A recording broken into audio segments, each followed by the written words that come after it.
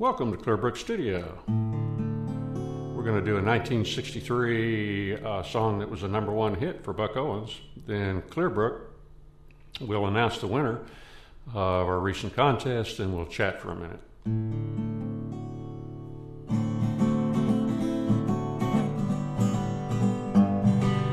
They're gonna put me in the movies. They're gonna make a big star out of me. We'll make a film about a man that's sad and lonely, and all I gotta do is act naturally.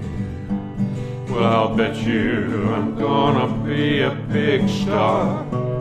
Might win an Oscar, you can never tell. The movie's gonna make me a big star, 'cause I can play the part so well. Well, I hope you come and see me in the movie. Then I'll know that you will plainly see the biggest fool that ever hit the big time. And all I gotta do is act naturally. Well, I'll bet you I'm gonna be a big star. Might win an Oscar, you can never tell. The movie's gonna make me a big star, 'cause I can play the part so well. We'll make a film about a man that's sad and lonely. He's a-begging down upon his bended knee. I'll play the part, but I won't need rehearsing. No, all I gotta do is act naturally. Well, I'll bet you I'm gonna be a big star. Might win an Oscar, you can never tell. The movie's gonna make me a big star, 'cause I can play the part so well. We'll make a film about a man that's sad and lonely. He's a-begging down upon his bended knee. Well, I'll play the part, but I won't need rehearsing. No, all I gotta do is act naturally. 'Cause all I gotta do is act naturally. You know, all I gotta do is act naturally. All I gotta do is act naturally. All right. Buck Owens, 1963, Act Naturally, #1 hit. We'll come right back to that. But first, last time, Clearbrook asked you to look around the studio and tell me what was missing. And the first correct answer was from Colleen from Shaquila, who wrote in, it was a bed with a wooden footboard. Bingo, it was a bed with a wooden footboard. So she wins the contest. And then it was an empty space last time. And now look, there's another bed with no footboard. In addition, I see that my cat Ugly has walked into the room, probably while I was singing the song and didn't notice. She slipped in here. I heard her crying earlier. Maybe she cried on the videotape. She likes to cry. Let everybody know how much she likes my music. And she and my big dog compete over that little bed there, and my big dog's in a crate in the living room right now. He'll probably bark when the mail carrier comes up. Then there's another little crate back there in front of the Good King windshield, the Good King W tapping on my window. There's another little dog crate, and my terrier Buddy is in there. He may make an appearance. You never know about him. Now, I know what you're thinking. Where in the dickens is Shaquila? Well, Shaquila is in Yell County, Arkansas, and I know that country because my father was born in Balloon, which is not very far from Shaquila.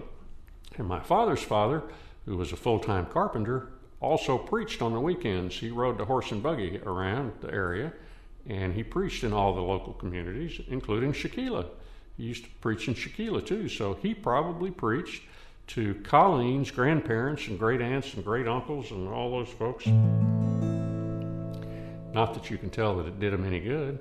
But then, on the other hand, he maybe wasn't really actual minister. He was really actual carpenter.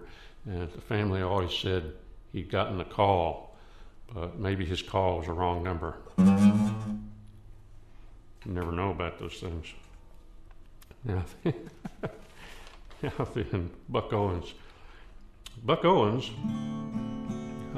shot to country music stardom in 1963 with Act Naturally. Before his career was over, he had 21 number one hits, and I don't know how many top 10 songs, many of which he wrote. He wrote Act Naturally. He also wrote Crying Time. He wrote Together Again. He wrote some really nice songs, and he was big deal in country music in the early and mid 1960s. So in 1969, he and Roy Clark were asked to co-host a new show that was to be called Hee Haw. The goal of Hee Haw was to drive Laugh-In off the air and get all of their audience, and it succeeded in that. They outlasted Laugh-In by many, many years, and Hee Haw was drawing like 30 million viewers a week, if you can believe that. I mean, nothing draws like that anymore. You just don't get that anymore on weekly TV. So what happened then? Why was it bad news? Well, I first thought it was bad news for both Buck Owens and Roy Clark, but a little more research, I found out that's not true. Roy Clark was a niche player. His deal was he was like the world's fastest banjo. He still is, like the world's, he's in Branson, I think. He was the world's fastest banjo player, and he did a lot of mugging while he was playing. He was also a fantastic guitar and mandolin player. He was a good singer, and he was a natural comedian. So he just carried his act into Hee Haw. People probably got kind of tired of him, but it didn't hurt him badly. But Buck Owens was not a comedian. He was a straight, serious country performer. But he had a goofy face. It was kind of a rubbery face and a goofy look and kind of a funny way of talking. So the writers of Hee Haw had him exaggerate his funny way of talking. So he'd do things like, all you got to do is act naturally. You know, really ham it up with his corn pone junk and do a lot of mugging with this rubber face.